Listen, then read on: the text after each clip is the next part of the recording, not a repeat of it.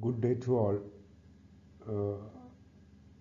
I would like to provide you the important topics to remember for the final examination from Quality Project Management. Please remember this is not limited, so I'm just giving you the most important topics. The first one is Genichi Taguchi's theory of quality loss. So the Taguchi basic philosophy has three concepts: design quality into the product, achieve quality by minimizing deviations from the target, and third one is measure the cost of quality as a function of deviation from the standards, which is also called as quality loss. The Taguchi loss function is a graphical description of loss developed by the Japanese business statistician Genichi Taguchi to describe a phenomenon affecting the value of products produced by a company. The concept of Taguchi's loss function was in contrast with the American concept of quality, popularly known as a goalpost philosophy. The concepts given by American quality guru by Phil Crosby. Goalpost philosophy emphasized that if a product feature does not meet the designed or designated specification, it is termed as a product of poor quality, that is a rejected product, irrespective of amount of deviations from the target value, that is mean value of tolerance zone. Taguchi's approach differed from the traditional one of manufacturing a product within a specification based on tolerances equally spaced around a target value. She developed a concept of quality loss occurring as soon as there is a deviation away from the target value, and worked in terms of quality loss rather than just quality. He defined quality loss as the loss imparted to society from the time the product is shipped, and this related the loss to society as a whole. Thus, it included both company costs such as reworking, scrapping, and maintenance, and any loss to the customer through poor product performance and lowered reliability. The loss function curve can be calibrated by using information from the customer. A target value is defined as being the best possible value of a quality characteristics. Taguchi associated a simple quadratic loss function with the deviations from the target. So, according to him, the smaller the performance variation, the better the quality of the product, and the larger the deviation from the target value, the larger the loss to the society. A loss will occur even when the product is within the specification allowed, though it is minimal when the product is on target. After the design engineer has determined the cost of parts being manufactured out of specification, this information can be used to justify expenditure on quality improvement, enabling decisions to be made on firms' cost and quality grounds. Thus, the quality gain from changing a design might sometimes be estimated as not worthwhile, though ensuring that a product is produced at a quality level acceptable to the customer remains an important consideration. Next topic, that is process analysis. It's a systematic review of all steps and procedures followed to perform a given activity. It is a description of the way a particular task is done within an organization. Process analysis is an ongoing improvement process where organizations analyze the way they do things in order to find more efficient methods to perform a particular task. This analysis is based on the three elements of any activity, that is input, process, and output. Process analysis deals with the way the input is transformed into the desired output. One goal for this analysis is to reduce the amount of resources, including time employed to get the output required. The process analyst will observe and document the way a particular task is done to describe thoroughly all stages and people involved within it, and then he will normally design a flowchart that illustrates the way the input flows through the process. Another goal for process analysis is to standardize activities in a way that anyone with a basic knowledge of the company and activity being performed can contribute their part of the process effectively. It also helps organizations to train people more easily. For example, a company wants to analyze its purchasing process, and in order to do so, they hired a business consultant.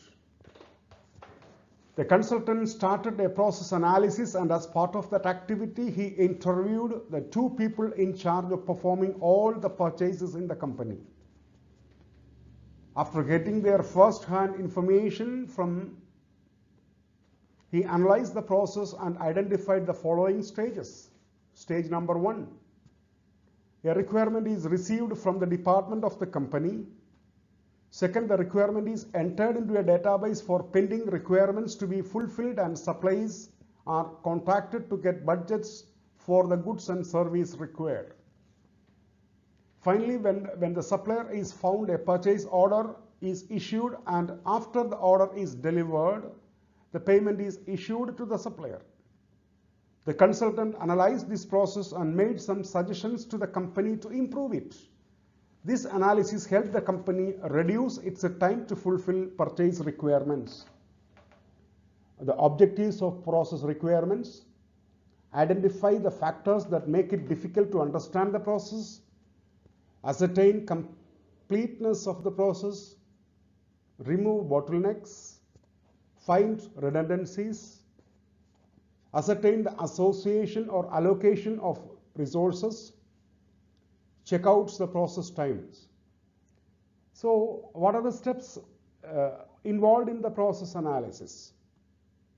The first step: interview major participants of the process. Step number 2: carry out a group discussion. Step number 3: identify bottlenecks and redundancies. Step number 4: create sketches. And final step: compare. So, as a conclusion, we can tell process analysis is a methodological approach to enhance the understanding and redesigning of the workflow of the organization. It acts as a tool to maintain and improve the business processes, and also helps in attaining the incremental to transformational benefits such as cost reduction, optimum utilization of resources, effective human resource allocation, and process efficiency.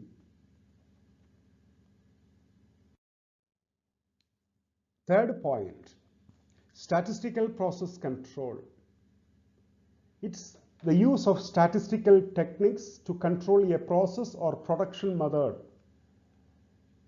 The SPC tools and procedures can help you monitor process behavior, discover issues in internal systems, and find solutions for production issues. The application of SPC involves 3 main phases of activities: understanding the process and the specification limit, eliminating special sources of variations so that the process is stable. The SPC focused on optimizing continuous improvement by using statistical tools to analyze data, make inference about process behavior, and then make appropriate decisions. The basic assumption of SPC is that all processes are subject to variation. Variation measures how data are spread around the central tendency. The real-time statistical process control helps to reduce the margin of errors.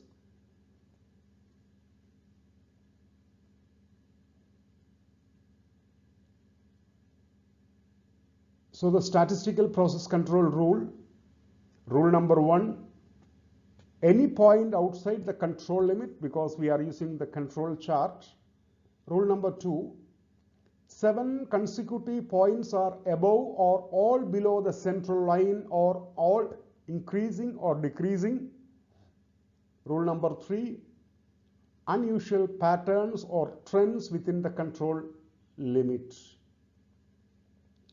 The benefits of SPC: reduce scrap and rework, increase productivity, improve overall quality, match process capability to produce requirements, continuously monitor process to maintain control, provide data to support decision making, streamline the process, increase in product reliability, and opportunity for company-wide improvement.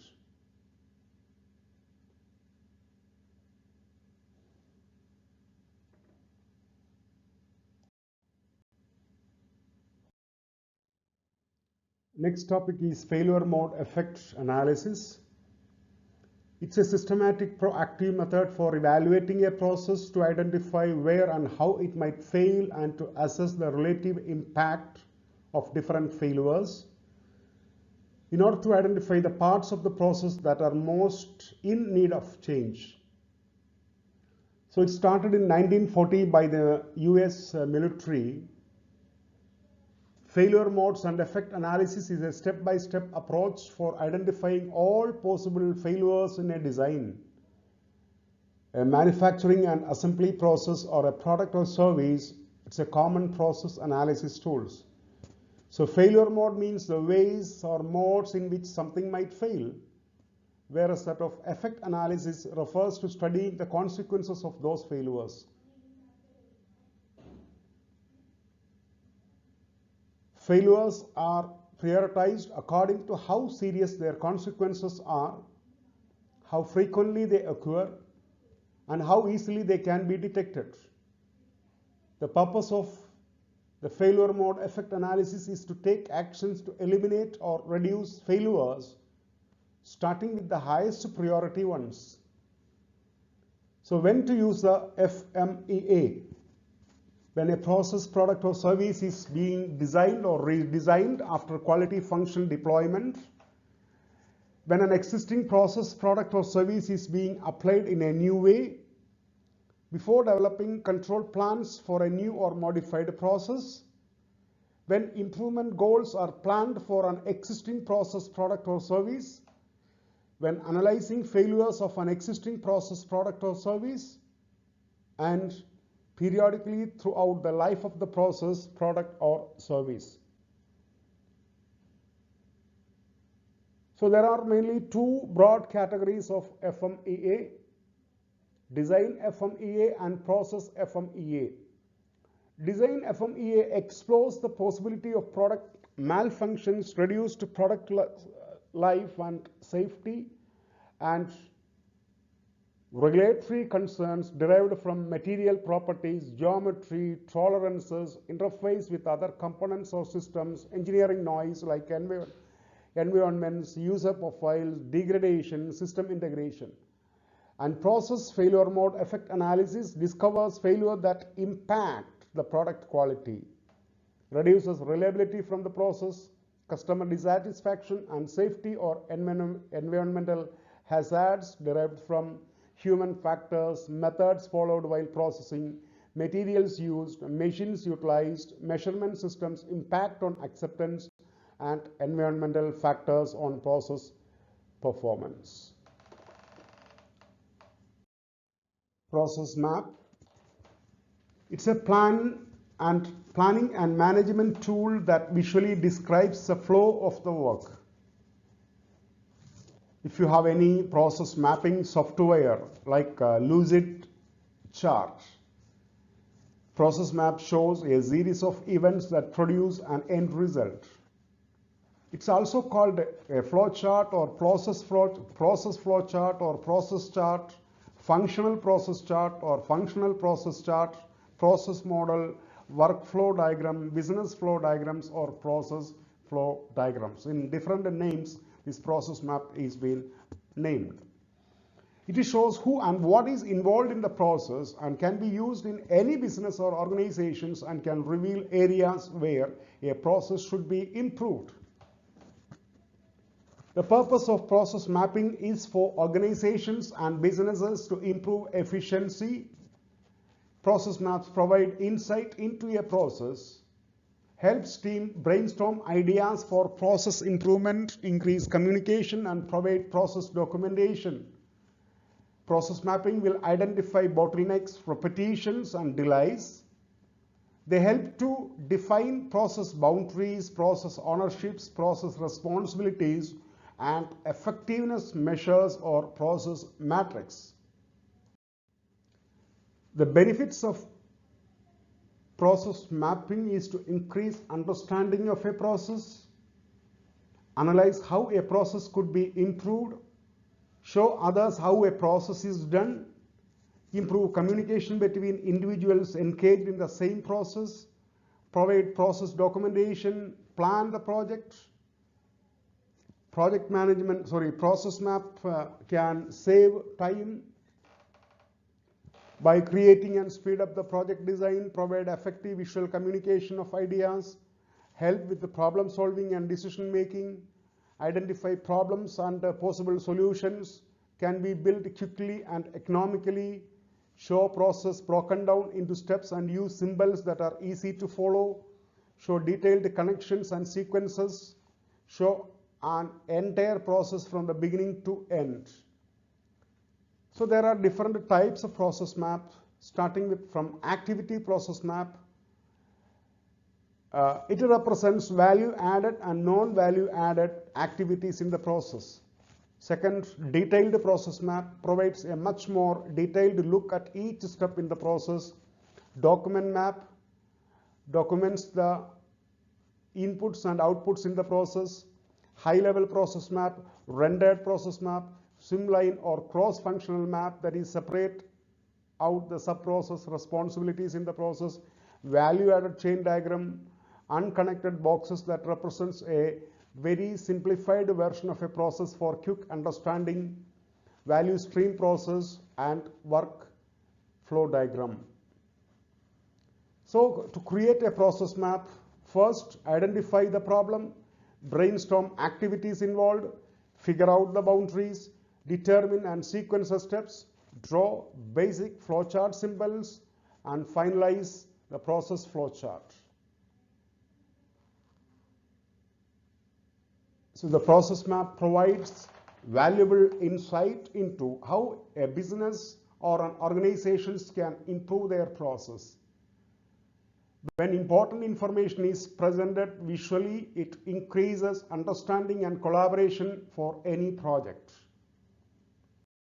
Then comes quality management principles. So the 8 universal principles of quality management, starting with the customer focus, which is the most important principle, argues that a business won't exist without its customers.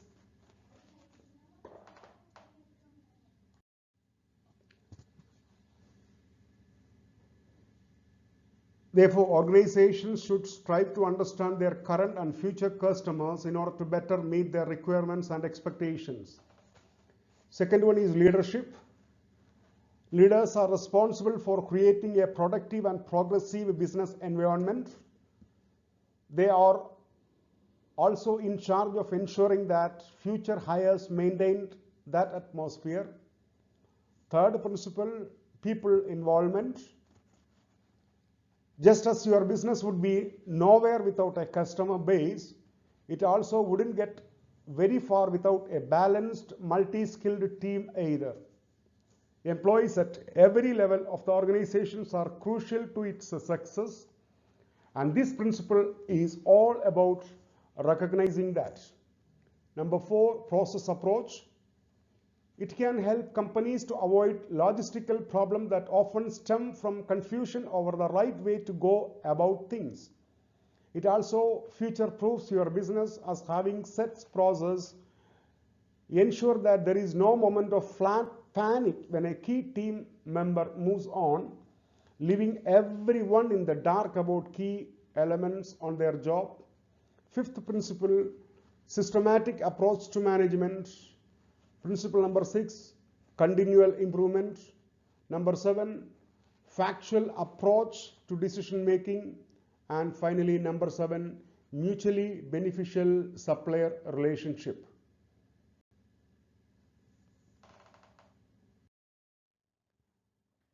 Then the next topic is COBIT and CMMI. So COBIT is one of the more well-known and widely used business frameworks for governance and management of enterprise IT. CMMI is a process improvement appraisal program that is required by the US Department of Defense and many federal contracts. It is lesser known than COBIT and more narrowly applied. The 5 principles of COBIT is meeting stakeholder needs, covering the enterprise end-to-end, applying a single integrated framework, enabling a holistic approach, separating governance from management. The COBIT 5 process: EDM, evaluate, direct, monitor; APO, align, plan, organize, domain; BAI, build, acquire, implement; DSS, distribute, service, support domain; and MEA, monitor, evaluate, and assess domain. So the capability maturity model integration, it's a world-class performance improved framework for competitive organizations that want to achieve high performance operations. They currently addresses 3 areas of interest: product and service development, service establishment and management, and product and service acquisition. Depending on the CMMI areas of interest like acquisition, services or development used, the process areas it contains will vary. Process areas are areas that will be covered by the organization's processes. The table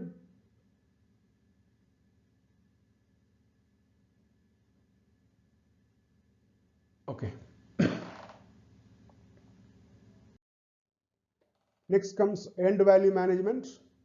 It's a project management methodology that integrates schedule, cost, and scope to measure project performance. Based on planned and actual values, the end value management predicts the future and enables project managers to adjust accordingly. In turn, end value management systems refers to the software, process, tools, and templates used for AVM.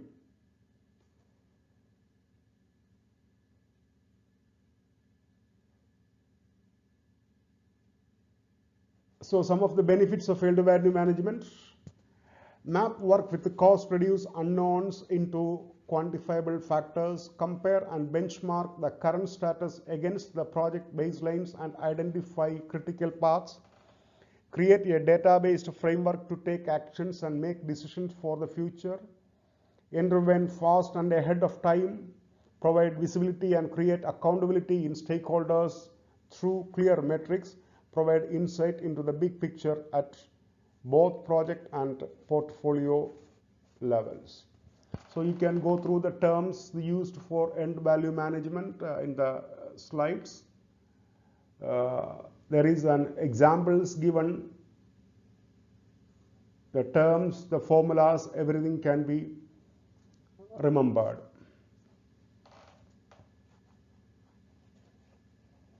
So for example, like actual cost, planned value,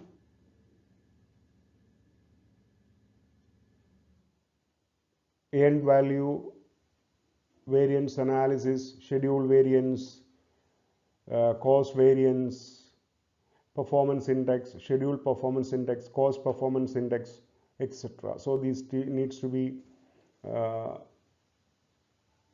remembered while referring the end value management. Then comes house of quality.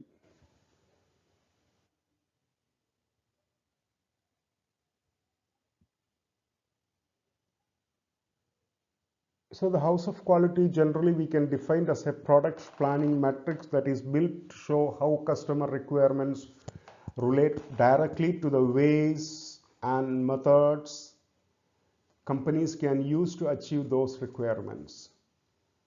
House of quality diagrams use a design that resembles the outlines of a house and can be created using technical and competitive benchmarking data. H or Q is considered the primary tool used during quality function deployment QFD to help facilitate group decision making. So the benefits of HOQ is a customer's needs and requirements are established, then used to build and prioritize the service offer and products. Identifying customer needs and requirements, then ensuring they are achieved leads to customer satisfaction and loyalty. Improving a company's understanding of its customers, which leads to better customer utilization, overall sales, and share the wallet.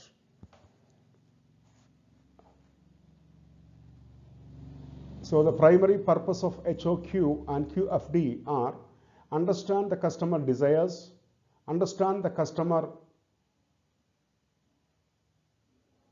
priorities, departmental support, translate customer desires into goals and technicalities, specify traceable requirements, provide structure, allocate resources. Quality process.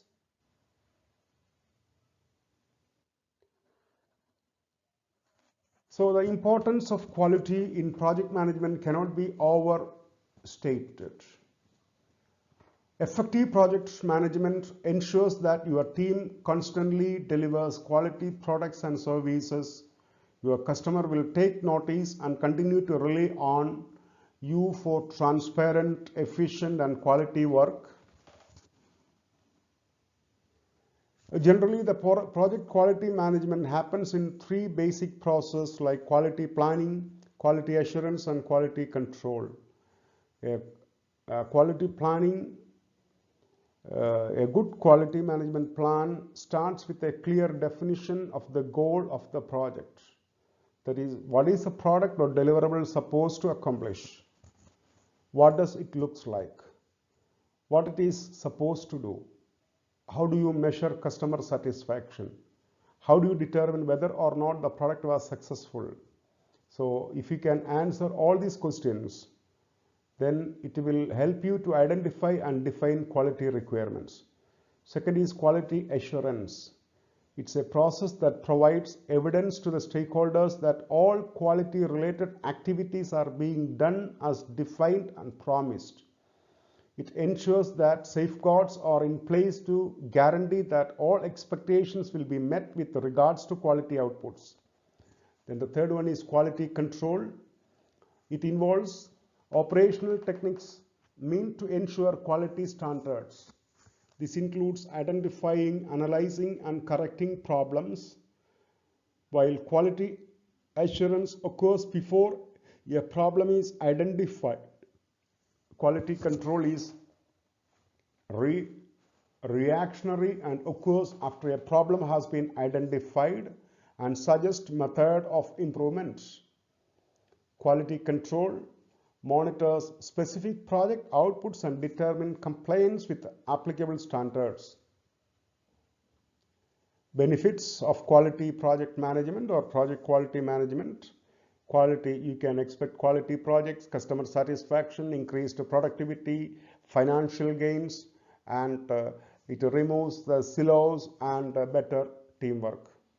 The tools generally used for quality management are affinity diagrams, process decision program charts, interrelationship diagram, prioritization matrices, network diagrams, matrix diagrams, etc.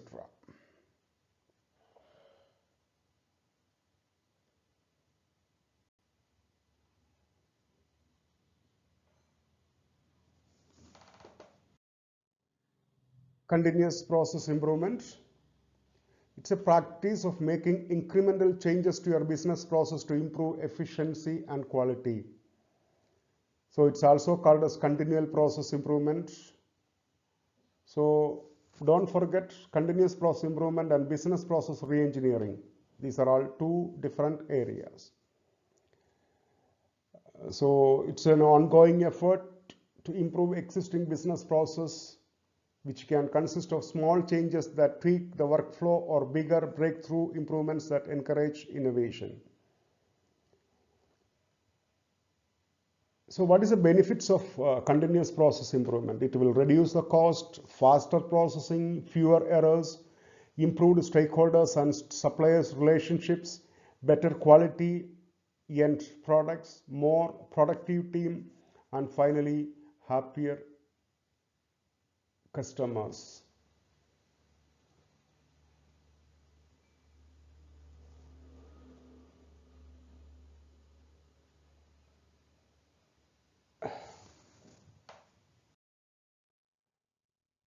So dear students, here I provided you some of the points to be remembered.